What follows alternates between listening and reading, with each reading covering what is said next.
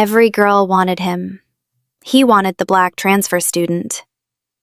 Then the nightmare began. I thought his hand reaching out to save me was a blessing. I didn't know it was something much more terrifying. Every girl at Shin-hwa Academy wanted Yoon-so, but the untouchable billionaire heir only wanted me. And by the time I realized his protection was actually a trap, it was already too late to run. Before we dive into the nightmare, make sure to hit that subscribe button and turn on notifications so you never miss an episode of this twisted romance. Now, let's begin. My back struck the cold marble wall hard enough to rattle my teeth. 3 pairs of designer heels closed in, trapping me in the empty corridor of the Shin-hwa Academy. Jiwoo, the reigning queen of the senior class, smiled with cruel perfection as she snatched my sketchbook from my chest. She didn't even look at the pages before she started tearing them out, letting my hard work flutter to the floor like dead leaves. I was the new foreign transfer, 18, and just trying to survive my final year in Seoul. But here, blending in was impossible. I bit the inside of my cheek, refusing to give them the tears they wanted. "Do you really think you belong here?" Jiwoo sneered, stepping closer. Before she could rip another page, the temperature in the hallway seemed to plummet. The heavy, deliberate click of leather shoes echoed down the corridor. Jiwoo froze. The color drained entirely from her face. It was Yoon-so. He was 18, the untouchable heir to the city's largest corporate empire, and the one boy every girl on campus worshipped from a safe distance. He wore a perfectly tailored navy blazer, the tie loosened just enough to look dangerous, his dark hair falling over eyes that held absolutely zero warmth. "Leave." His voice wasn't loud, but it carried a deadly authority that made the air vibrate. The girls didn't hesitate. They dropped my ruined sketchbook and practically ran, leaving me completely alone with the boy who owned half the city. My heart pounded a frantic rhythm against my ribs. I thought he would just walk past me. I thought the worst was over. I bent down with trembling hands to gather my papers, but a polished leather shoe stepped squarely onto the pages. I slowly looked up. Yoon-so wasn't walking away. He closed the distance between us in 2 rapid strides. Before I could even draw a breath, his hand slammed against the marble right beside my head, caging me in. My torn papers slipped from my numb fingers. He towered over me, his broad shoulders blocking out the corridor lights. I pressed myself flat against the wall, my wide eyes locked onto his. The faint, intoxicating scent of cedar and expensive cologne wrapped around me, dizzying and thick. He leaned down, his sharp jaw brushing agonizingly close to my cheek. My lungs seized. I was completely paralyzed by the dark, possessive hunger burning in his gaze.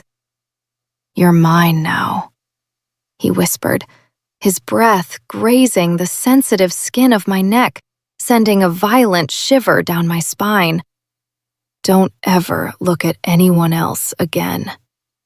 His grip on my wrist wasn't painful, but it was absolute. Before I could process the shock of his whispered threat, Yoon-so pulled me away from the wall, guiding me firmly through the stunned crowd of students. No one dared to breathe, let alone intervene. He bypassed the busy cafeteria entirely and shoved open a heavy oak door at the far end of the corridor, pulling me inside before letting it click shut behind us. The silence was instant. This wasn't a normal classroom. It was a private VIP student lounge that felt more like a luxury penthouse complete with plush velvet sofas and floor-to-ceiling tinted windows overlooking the courtyard. I stood frozen near the entrance, my chest heaving as I tried to process what was happening.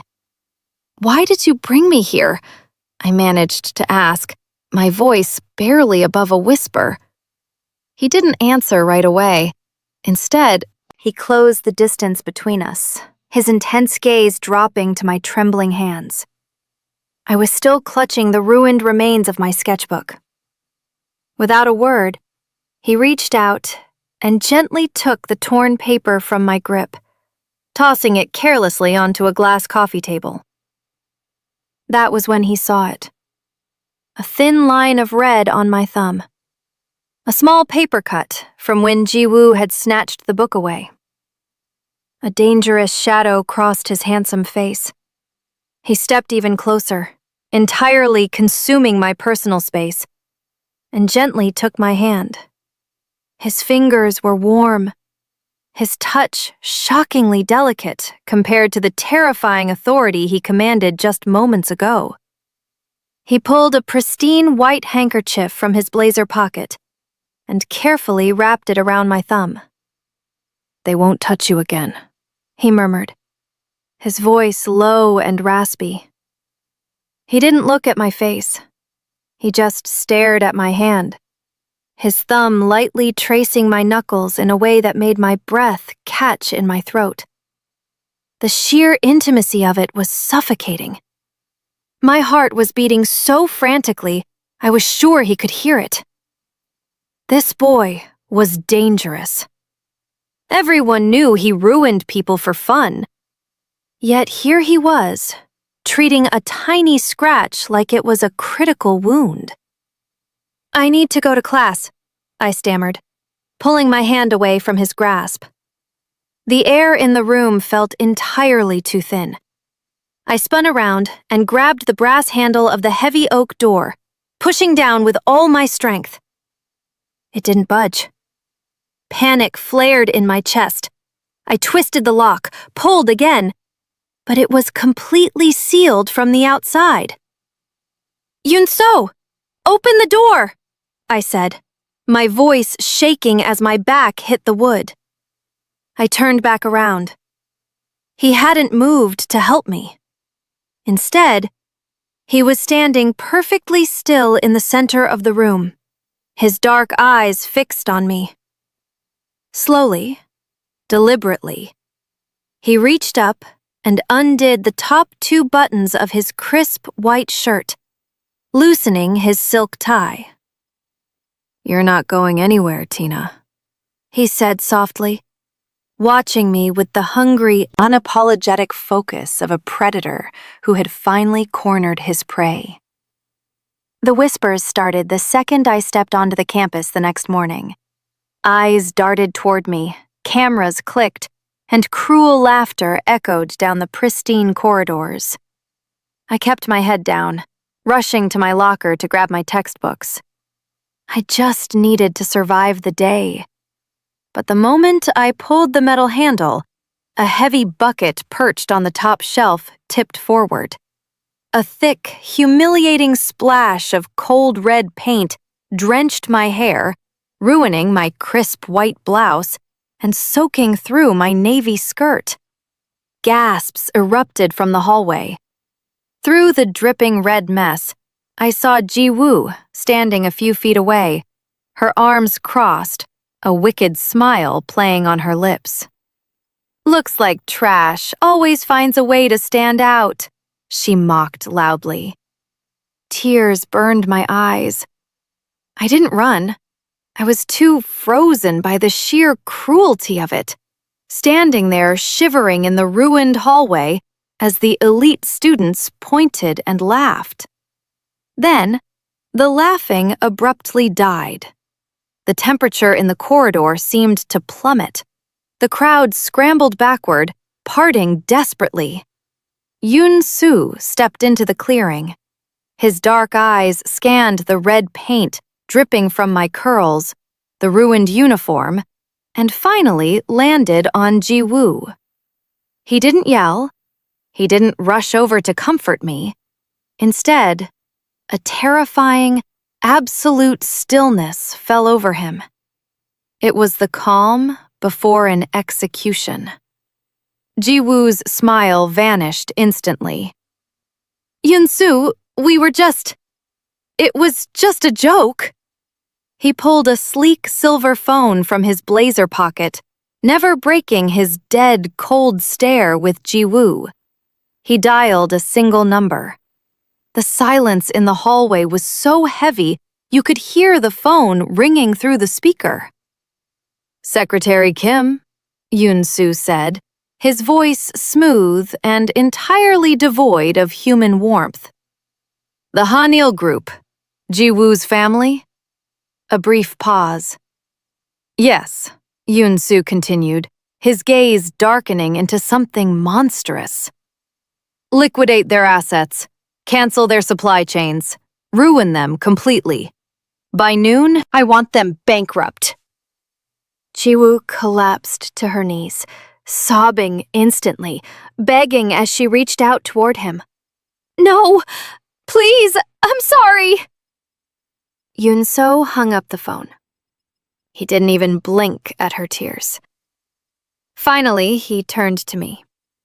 He stepped right through the puddle of red paint, ruining his expensive leather shoes, and gently wrapped his oversized, warm blazer over my trembling, paint-soaked shoulders. He pulled me against his chest, shielding me from the staring crowd. His hand came up to cup the back of my head, pressing my face into his clean shirt. "Let's go," he whispered, his voice suddenly entirely soft, ignoring the destroyed girl weeping behind us. The crisp white envelope felt like a sudden drop off a cliff. I sat alone in the quiet stairwell, staring at the official Shin-hwa Academy seal stamped across the top of the paper. Scholarship status, under immediate review. My chest tightened so fast I couldn't pull in a full breath. Without this funding, my time in Korea was over. My parents couldn't afford this tuition. I would be sent back, my entire future erased. My first thought was the clique. Ji-woo was gone, her family's wealth dismantled overnight. But her friends were still here. This had to be their revenge for what happened in the hallway. My trembling fingers traced the bottom of the formal letter, looking for the academic board's authorization stamp. There was only one signature. Bold, sharp, and commanding. Student Board Director, Yun-soo. The cold reality crashed over me, freezing the blood in my veins. It wasn't the mean girls. It was him. I found him alone in the Grand Academy library. He was sitting at a massive mahogany table, casually flipping through a thick textbook as golden afternoon sunlight caught the sharp angles of his face. He looked like a prince pulled from a dark fairy tale, untouchable and serene. I marched up to the table and slammed the crumpled letter down right over his book. The loud smack echoed through the empty room. "You did this," I said, my voice shaking with a mix of fury and pure terror. "You put my scholarship under review. Why?" He didn't flinch. Slowly, he closed the textbook, his dark eyes trailing up my arm before finally meeting my furious gaze. He looked entirely too calm. "It came to my attention that your file was missing a few essential guarantees," he replied, his voice dangerously smooth. "Guarantees?" I echoed, my heart hammering against my ribs as he smoothly stood up from his leather chair. "You're threatening to expel me. You protected me yesterday, and now you're taking away the only thing keeping me in this country?" He closed the distance between us in 2 long strides, forcing me to step back until my shoulders hit the towering wooden bookshelves. The scent of expensive cologne and old paper wrapped around me, dizzying and thick. "I am not taking anything away, Tina," he murmured. He reached out, his hand hovering over my shoulder before he gently tucked a stray curl behind my ear. His fingers lingered on my jawline, his touch burning my skin. "I am simply making sure you understand exactly who holds your future." My breath hitched. "You created the problem so you could be the solution. You want me to have nowhere else to go." For a long, agonizing second, he just stared at my lips, his gaze dark and hungry. Then, the corners of his mouth tilted up into a slow, chillingly beautiful smile. "Would it really be so bad?" he whispered, leaning down until his lips almost brushed mine. "To rely entirely on me?" The rain hit the pavement in a deafening roar, turning the sky over Seoul into a dark, bruised purple. I huddled under the narrow awning of the academy gates, shivering as the freezing wind cut through my soaked uniform. The buses had stopped running because of the flash flood warnings, and my phone screen was completely dead. I had no way home. Headlights suddenly pierced the torrential downpour. A sleek, dark luxury car pulled up to the curb, the tires hissing against the wet asphalt. The tinted passenger window slid down smoothly, revealing Yoon-soo. "Get in," he commanded, his voice slicing easily through the noise of the storm. I shook my head, gripping my damp backpack tightly against my chest. "I can wait for a taxi." "You will freeze before one comes. Get in, Tina." It wasn't a request. The sheer weight of his stare pinned me in place. Knowing I had no real choice, I pulled open the heavy door and slipped into the heated leather interior. The contrast was immediate. The roaring storm was instantly muted by the thick glass, leaving us trapped in a suffocatingly quiet, enclosed space. The heater blasted warm air over my shivering skin.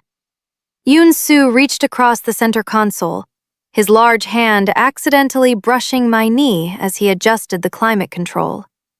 The friction sent a sharp jolt of electricity straight to my chest. "You're completely drenched," he murmured. He leaned closer, invading my space entirely. The windows were already fogging up from the sudden temperature shift, isolating us completely from the outside world. He didn't pull back.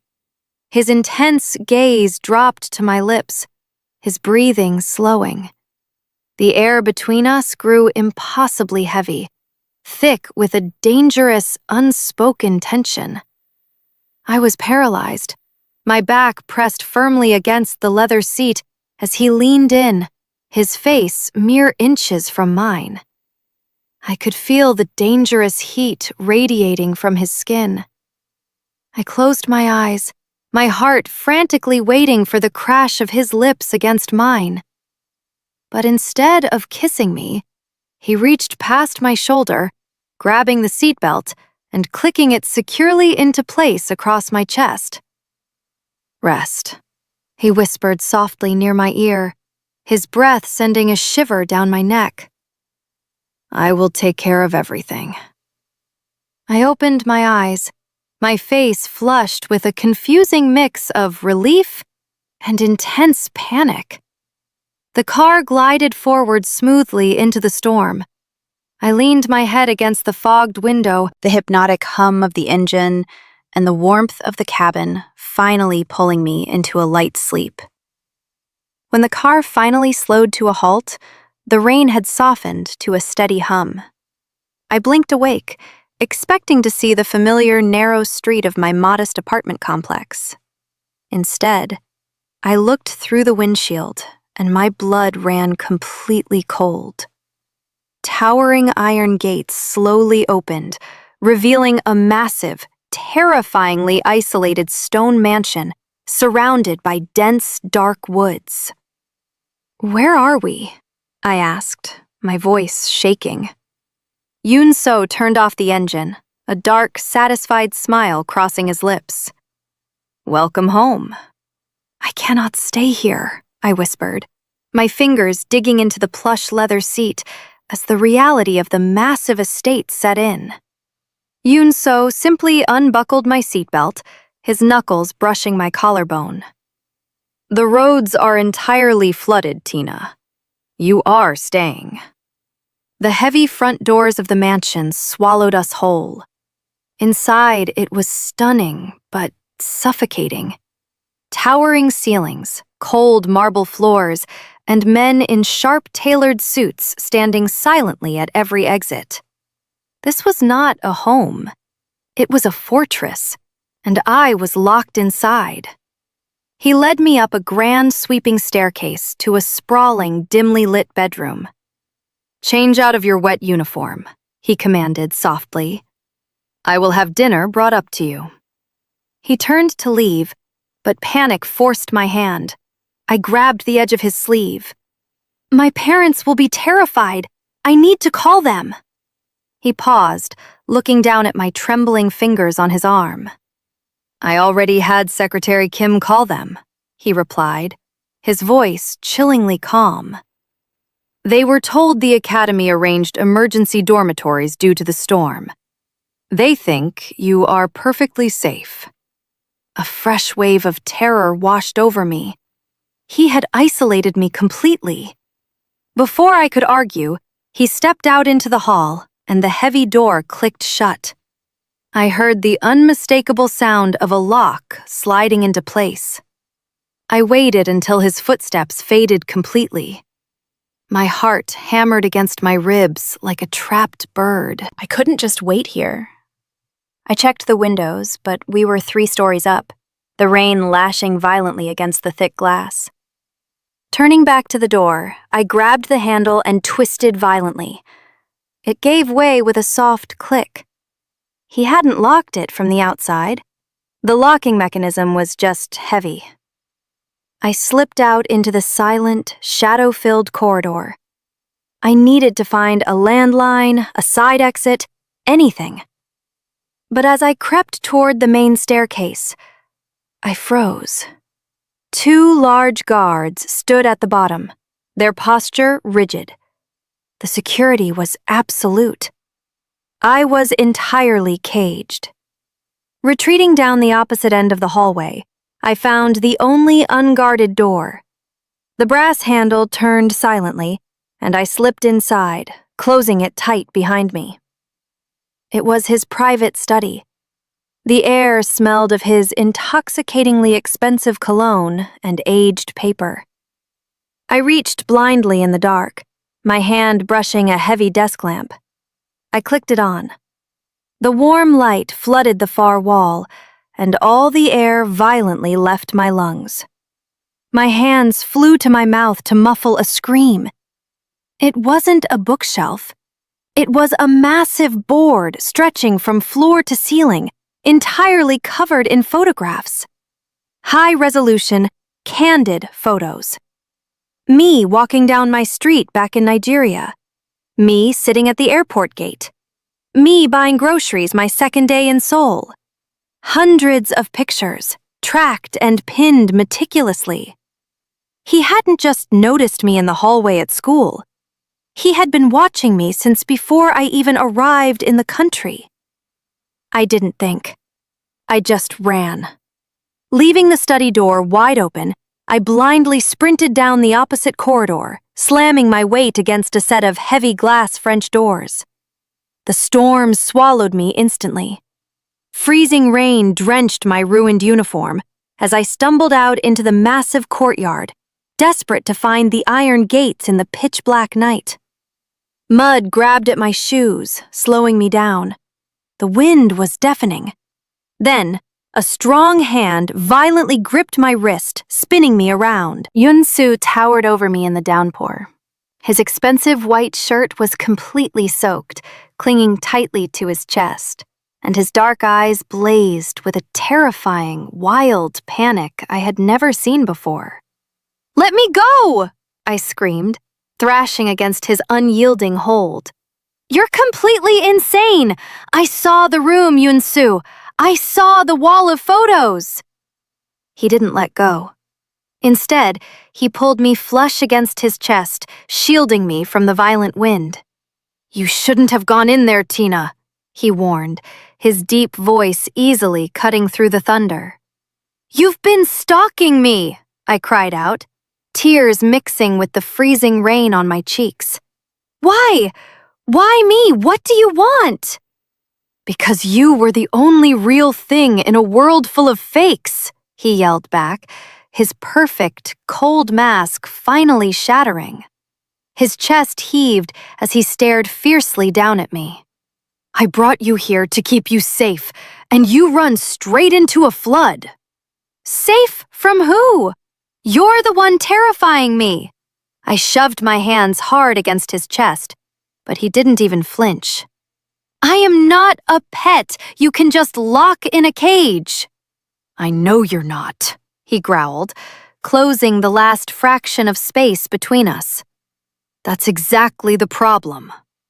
Before I could scream for help, he grabbed the lapels of my soaked blazer.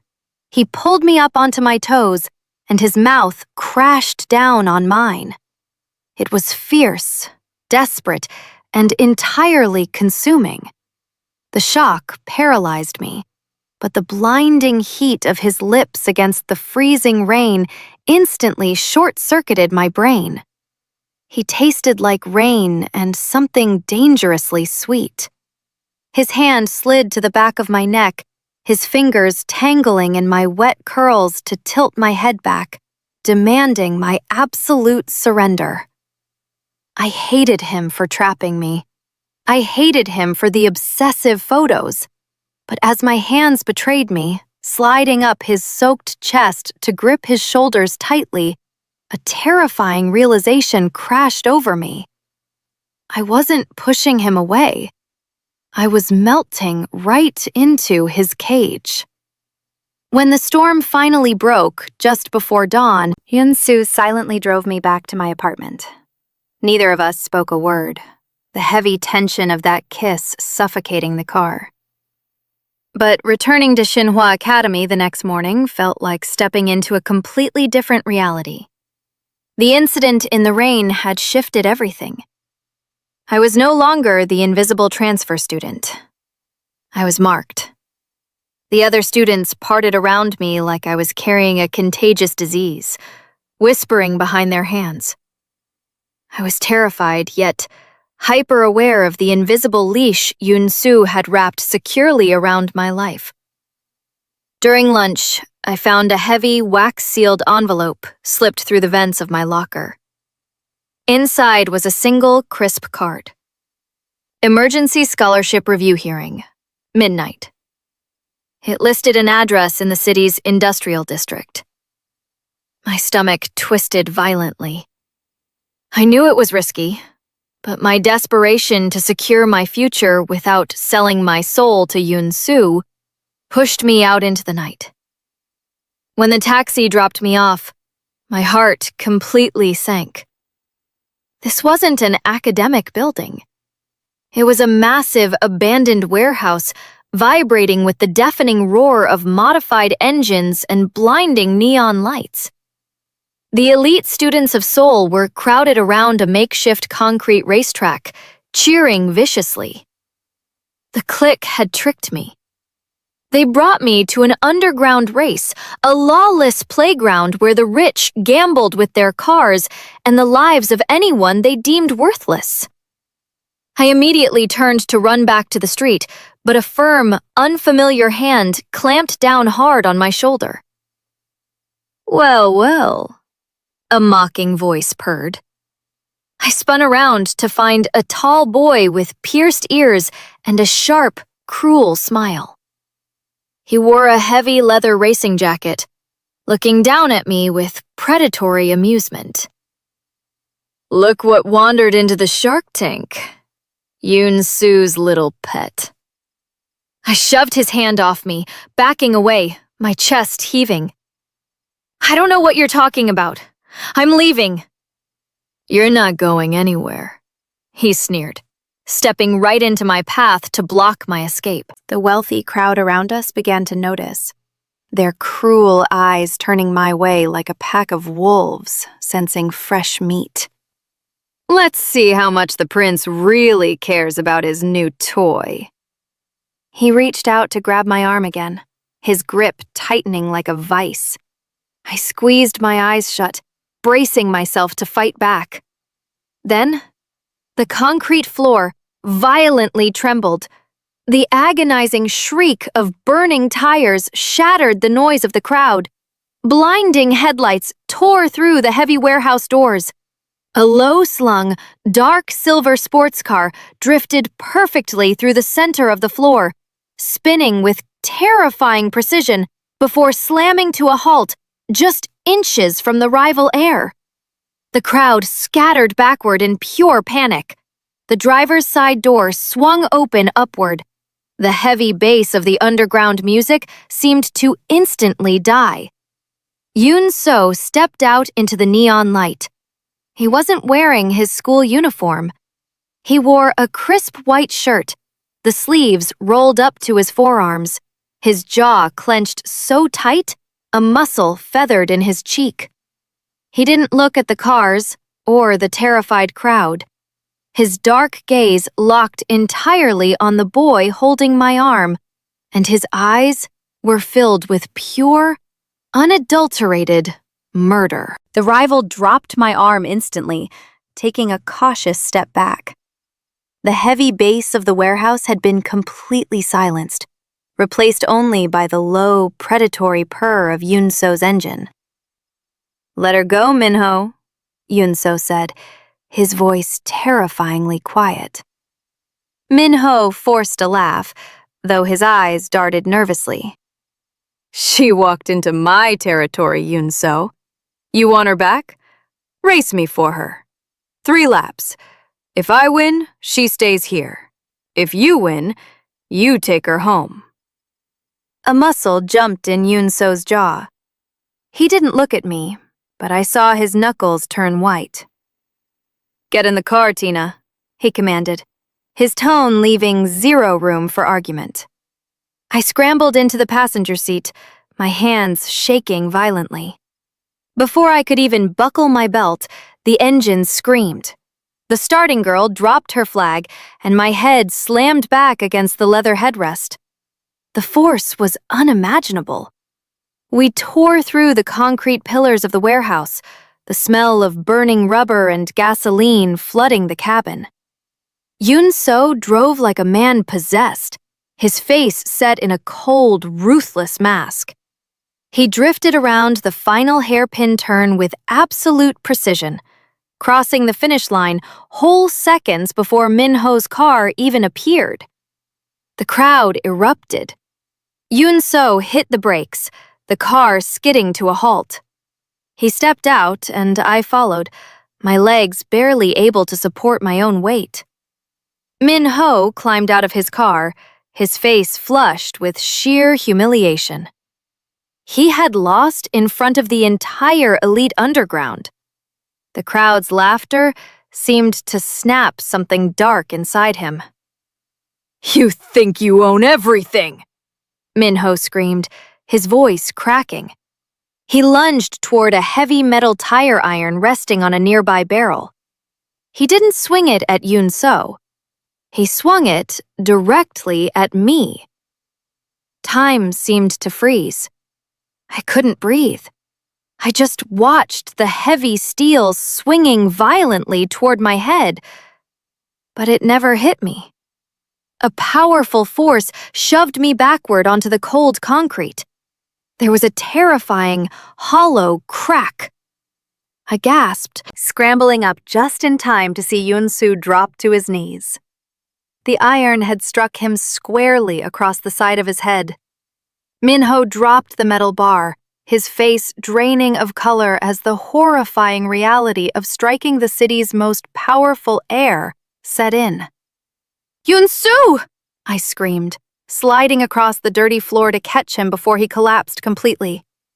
I pulled his head into my lap. Dark red blood was already soaking my trembling hands, staining his crisp white shirt. In the distance, the sharp wail of police sirens pierced the night, sending the warehouse crowd into a frantic stampede. But Yoon-soo didn't look at them. His heavy eyelids fluttered, his hand reaching up to weakly grip my jacket. "I told you," he whispered, his breathing shallow. "I would take care of everything." The rhythmic beeping of the heart monitor was the only sound in the sprawling, sterile, VIP hospital suite. I sat in a rigid leather chair beside the bed, still wearing my dirt-stained jacket from the warehouse. My hands were clean now, but I could still feel the phantom warmth of his blood on my skin. Yoon-soo lay perfectly still against the stark white pillows, a thick bandage wrapped around his head. Without his designer blazer or his terrifying authority, he looked shockingly fragile. I leaned forward, gently resting my hand over his. His long fingers twitched, then slowly intertwined with mine. His heavy eyelids fluttered open, his dark eyes taking a moment to focus on the ceiling before shifting to my face. "You're crying," he murmured, his voice incredibly rough and dry. I quickly wiped the tears from my cheeks. "You took a steel bar to the head for me. You could have died, Yoon-soo." He turned his head slightly, his gaze softening into something entirely vulnerable. A look no one at Shin-hwa Academy had ever seen. "I would do it again," he whispered. "Why?"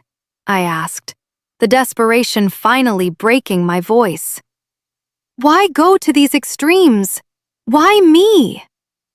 He gently tugged my hand, forcing me to lean closer until my face hovered just inches above his. "Because you didn't know who I was," he breathed, his thumb weakly brushing away a fresh tear on my cheek. "On your very first day in Seoul, you dropped your map in the rain outside the subway. I picked it up for you. You didn't stare at my watch. You didn't calculate my net worth. You just looked me in the eyes, smiled, and said thank you." My breath caught in my throat as the memory rushed back. The stranger with the dark umbrella. I had no idea it was him. For my entire life, I have been a bank account, a stepping stone, or a threat, he confessed, his voice heavy with a profound, exhausting loneliness. But to you, I was just a boy holding an umbrella. That was the exact moment I knew I was going to keep you. The dangerous obsession in his words was entirely overshadowed by the raw ache in his eyes. He lifted his hand to the back of my neck, pulling me down. I didn't resist. Our lips met in a desperate, tender kiss, tasting of salt and silent promises. Then, the heavy, sweet door slammed open. I jumped back just as a stunning, impeccably dressed woman in a sharp white designer suit marched into the room. Her eyes, identical to Yoon-soo's but entirely devoid of warmth, locked onto me with pure disgust. Before Yoon-soo could even speak, his mother crossed the room in 3 terrifying strides and struck me across the face so hard my vision blurred. My cheek burned with a blinding, white-hot sting. I stumbled back against the wall, the metallic taste of copper flooding my mouth. "Mother!" Yoon-soo roared, his voice tearing. He violently ripped the IV line from the back of his hand, throwing the blankets aside to get out of the bed. "Hold him down," she commanded, not even bothering to look in his direction. Two massive security guards stepped instantly from the hallway shadows, pressing Yoon-so's shoulders firmly back into the mattress despite his furious struggling. The impeccably dressed woman turned her chilling gaze back to me. She didn't yell. She didn't even look angry. She looked at me the way one might look at an insect on a designer rug. Slowly, she unclasped her expensive handbag, pulling out a thick, wax-sealed envelope and dropping it onto the metal table beside me. $2 million, she stated, her voice as smooth and deadly as a razor. "There is a private car waiting downstairs to take you to Incheon Airport. You will take this money, return to your country, and never speak to my son again." The sheer suffocating arrogance of her demand filled the room. My hands trembled violently. But as I looked from the envelope to her cruel, flawlessly painted face, I refused to let her see my fear. "Keep your money," I said, my voice shockingly steady as I wiped the small drop of blood from the corner of my mouth. "I am not a problem you can just buy your way out of." Yoon-so stopped struggling, his dark eyes snapping to me in pure shock. His mother's face hardened, her lips tightening into a thin, bloodless line. She slowly picked the envelope back up, slipping it away with a calm, deliberate motion. "How incredibly brave," she whispered, stepping impossibly close to me. The scent of her expensive floral perfume was nauseating. "But you misunderstand your position, Tina. I am not negotiating with you." She reached into her tailored pocket and pulled out a single, folded sheet of paper, pressing it flat against my chest. I looked down. It was a copy of my father's employment contract and my family's visa documents, entirely covered in red cancellation stamps. "Your father's company is a subsidiary of my conglomerate," she said, her tone dropping to a lethal, quiet hiss. "Take the envelope. Break his heart so completely he never comes looking for you, or I will have your parents fired, their visas permanently revoked, and your entire family deported with absolutely nothing. You have until midnight." The fight completely drained out of my body. I couldn't gamble with my parents' lives. My vision blurred with fresh tears as I reached out with a trembling hand and accepted the thick envelope from her fingers. The cold night air whipped across the hospital's private VIP terrace. I stood gripping the stone railing, staring out at the glittering Seoul skyline. My family's canceled visa documents felt like a physical weight in my pocket, right next to the pristine white handkerchief Yoon-so had wrapped around my bleeding hand on my very first day. I had absolutely no choice. I had to destroy the only real thing I had found in this city. The heavy glass doors slid open behind me. Yoon-so stepped out, moving slowly. He had discarded his hospital gown for dark slacks and an unbuttoned black silk shirt. The thick white bandage on his head was a stark reminder of the blood he had shed for me just hours ago. He dismissed his remaining security guards with a single, sharp flick of his wrist. "My mother is gone," he said, his voice raspy but gentle as he closed the distance between us. He reached out, his warm fingers brushing my arm. "You don't have to be afraid anymore, Tina. I will strip her of her board seats tomorrow." I violently flinched away from his touch. The sudden rejection made him freeze, his hand hanging in the empty air between us. "Don't!" I choked out, forcing my voice into a cold, cruel pitch I didn't even recognize. "Just stop, Yoon-so." Confusion flickered in his dark eyes. Tina? What did she say to you? She offered me an exit. And I realized I should have taken the cash. I lied, the words tasting like pure poison on my tongue. I turned to face him, forcing my expression into a mask of complete apathy. Did you actually think this was real? That I wanted to be locked in your isolated mansion? I only stayed because you gave me power at Shin-hwa, because your last name protected me from the clique. The silence on the terrace was deafening. The soft, vulnerable boy who had just kissed me in the hospital bed vanished entirely. You're lying, he whispered, but the horrific doubt was already bleeding into his tone. I'm tired of the drama, I pushed harder, digging the knife in as deep as I could to save my parents from ruin. I don't want a broken boy who needs to buy his friends. I just wanted the billionaire.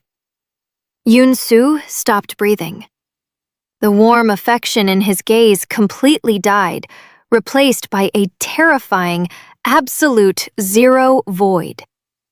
The temperature on the terrace seemed to plummet.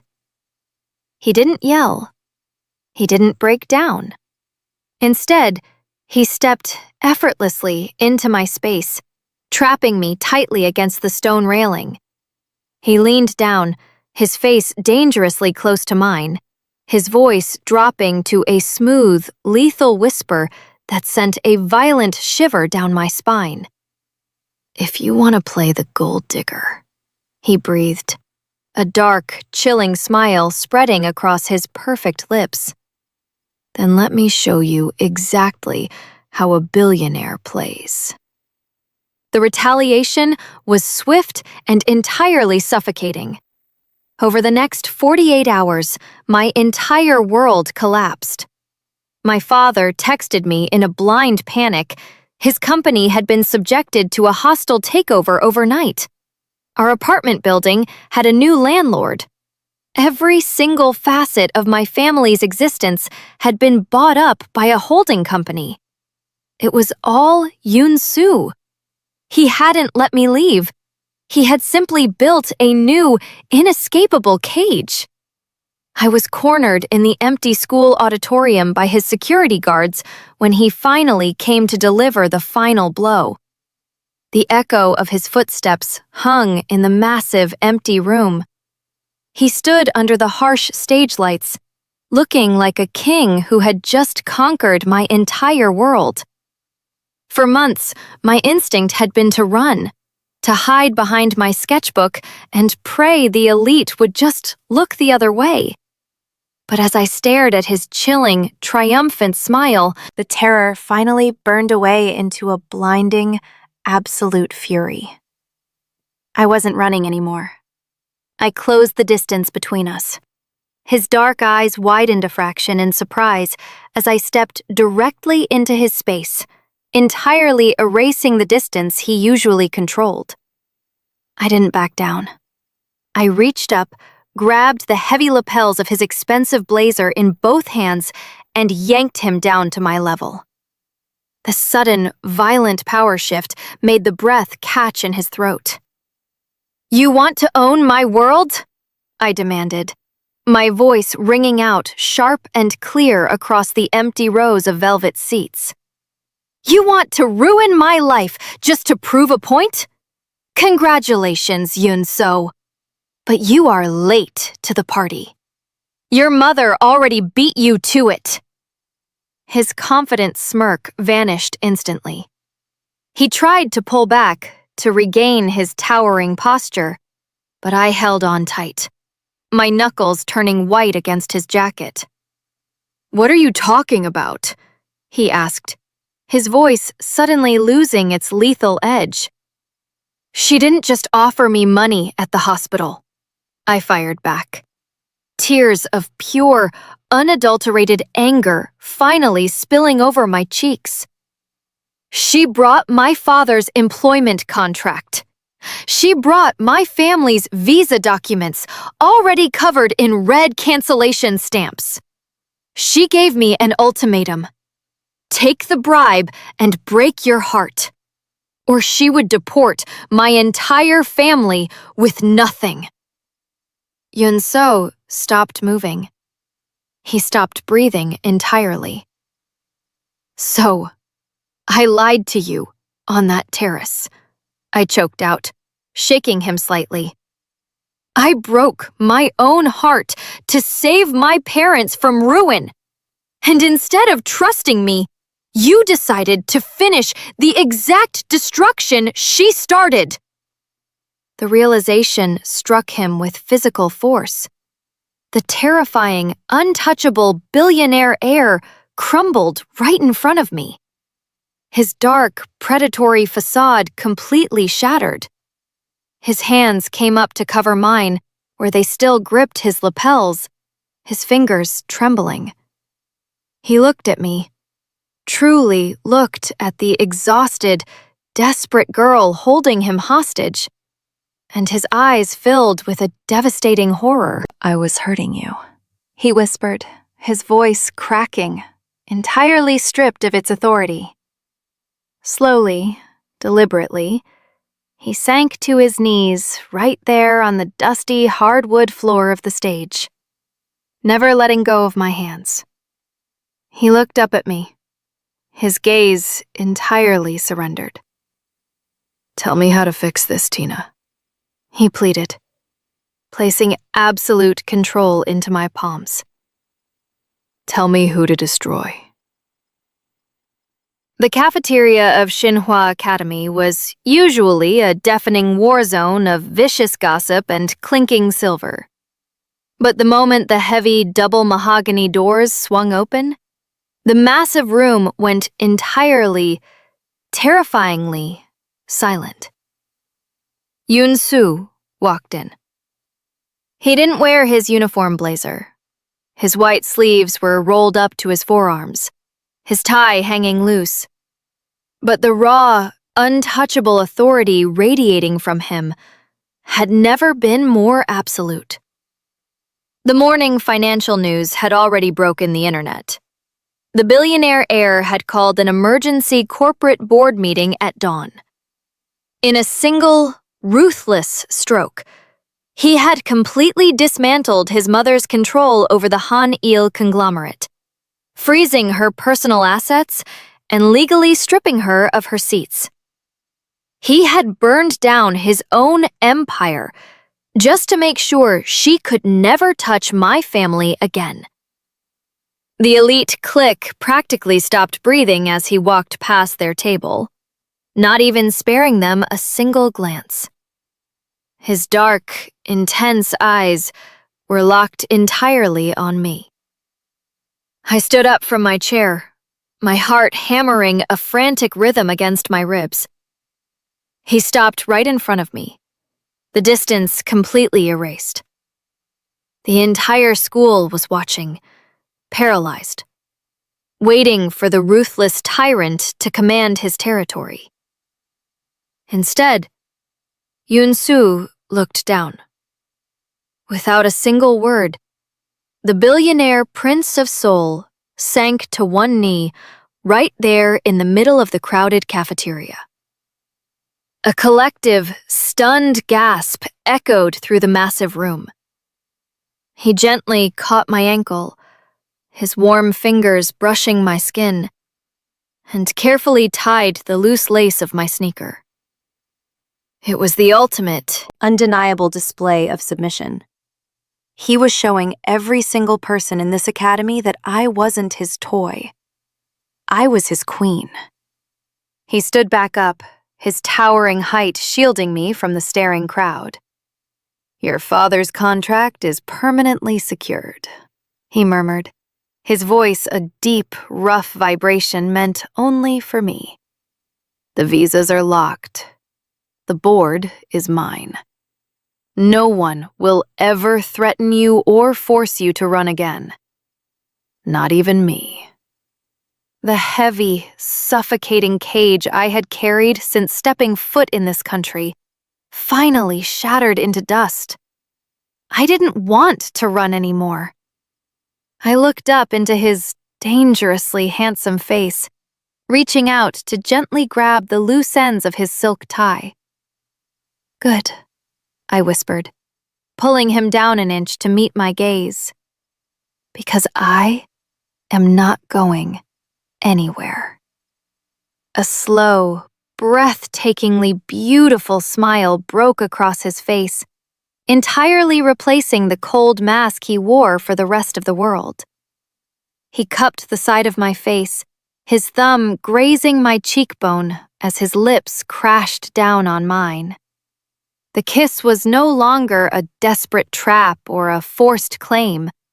It was deep, consuming, and fiercely protective, sending a wild heat rushing through my veins. The quiet gasps of the cafeteria faded into absolute nothingness. I threaded my fingers into his dark hair, melting entirely into the brilliant, terrifying gravity of the boy who had surrendered his whole world just to keep me. The flash of the paparazzi cameras felt entirely different now. I didn't flinch, and I certainly didn't run. I stood at the top of the grand marble staircase of the Shin-hwa Academy Winter Gala, wearing a stunning midnight blue silk gown that draped perfectly across my skin. A wealthy, arrogant heir from a rival academy sneered as I walked past, whispering something cruel to his friends about the transfer student who manipulated her way to the top. Before Yoon-so could even turn his head to destroy the boy, I stopped.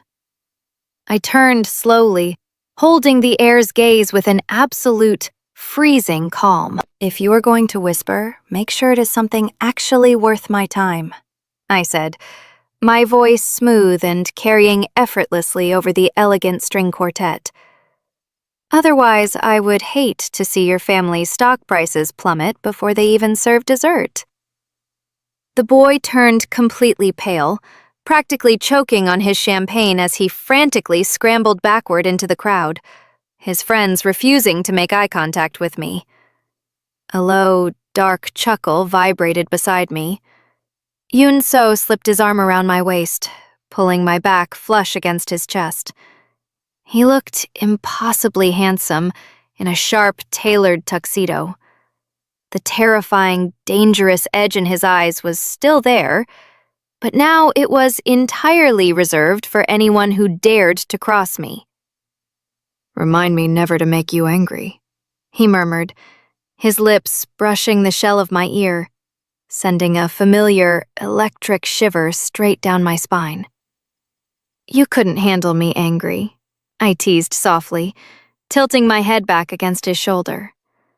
His hand tightened possessively on my waist.